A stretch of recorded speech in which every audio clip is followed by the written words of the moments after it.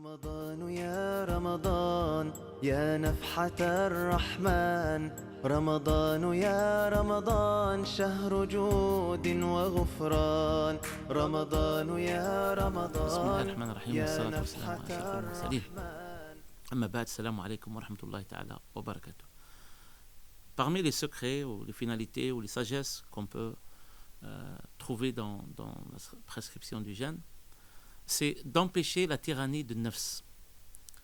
La personne, quand elle fait le jeûne, et on a parlé de ça dans une vidéo précédente qu'on appelle la sagesse, et là le prophète sallallahu alayhi wa sallam nous dit que si une personne vous insulte, une personne, si on peut dire, vous énerve, et vous avez cette colère, ben avec le jeûne, cette colère, elle va disparaître. Il dit au prophète sallallahu alayhi wa sallam, rappelez-vous que vous êtes en jeûne. Et dites que je suis sa'im, je fais le jeûne. Ça veut dire, je ne casse pas, je ne perturbe pas mon jeûne à cause d'une certaine colère, à cause de mon nafs. Cette tyrannie, il faut qu'elle soit anéantie, il faut qu'elle soit partie, grâce à cette adoration. Et grâce à cette adoration, la personne, elle est calme. Grâce à cette adoration, la personne, elle est proche du Coran. Beaucoup d'êtres humains, beaucoup de serviteurs d'Allah subhanahu wa ta'ala, ce mois-là, ils ne ratent jamais le Coran. Ils sont toujours plus proches d'Allah subhanahu wa ta'ala avec le Coran. Le matin, l'après-midi, la nuit, avant, faire khatma, faire 2, faire 3. Mais on doit lire. Ce qu'on peut lire, on doit lire. Et il ne faut pas qu'il soit un réflexe. Ça veut dire, il y a le ramadan, on lit le Coran, après le ramadan, on ne lit pas le Coran. Tout ce qu'on peut faire, c'est une adoration. C'est pour ça que la première chose pour accomplir le jeûne, c'est la niya, l'intention. Pourquoi ? Pour que ça différence entre une habitude et une adoration. Nous sommes en adoration. Nous sommes en prière. Et c'est pour ça que quand on fait cette adoration, on est en train de l'accomplir. Et vous voyez là, maintenant, la rentrée de ce mois-là, il faut qu'elle soit comme la sortie. On doit être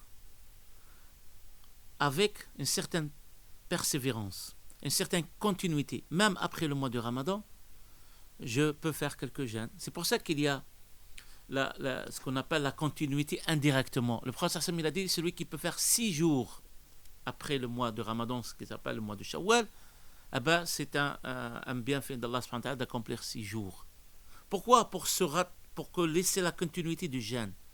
C'est pas qu'il y a l'Eid, alors on ne va pas jeûner. Non. Il y a le Coran, il y a le jeûne, on peut faire ça, on peut donner, on peut inviter des gens, et donc ne pas stopper ou ne pas s'arrêter pendant que le mois de Ramadan. Et dernière chose que je voulais parler, c'est aussi parmi les secrets d'Allah subhanahu wa ta'ala du jeûne, c'est que Allah subhanahu wa ta'ala, il a donné certains signes de commencement et quand on arrête pendant l'abstinence.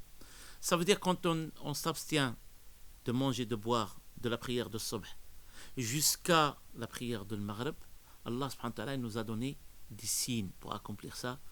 Ça veut dire quoi ? Ça veut dire Allah subhanahu wa ta'ala ne nous a pas gênés. Ne nous a pas dit, par exemple, faites le jeûne et débrouillez-vous pour trouver un temps, ou là, un temps qui... Non, c'est un temps que les Arabes le connaissent.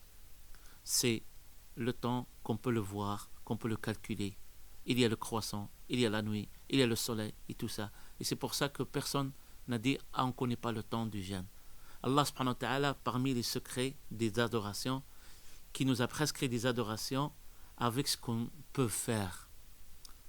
Il ne nous a jamais gêné, Allah subhanahu wa ta'ala, avec des adorations. Et c'est pour ça qu'il y a certaines personnes qui te disent « Oh, le jeûne, pourquoi pas l'allonger à certains moments ?» L'autre, il te dit « Non. » Allah subhanahu wa ta'ala nous a donné un temps qui n'est pas changeable. C'est une adoration qui n'est pas changeable. Allah subhanahu wa ta'ala ne voulait pas nous gêner. C'est pour ça qu'il y a les prescriptions ou ce qu'ils appellent les exceptions. Donc, Allah subhanahu wa ta'ala il est clément. Il a vu ce qu'on connaît, il a vu ce qu'on peut faire, et donc il faut prendre ça comme miséricorde d'Allah subhanahu wa ta'ala et le remercier. أقول قولي هذا واستغفر الله لي ولكم فاستغفروه إنه هو الغفور الرحيم Wassalamu alaikum wa rahmatullahi ta'ala wa barakatuh. رمضان يا رمضان يا نفحة الرحمن رمضان يا رمضان شهر جود وغفران رمضان يا رمضان يا نفحة الرحمن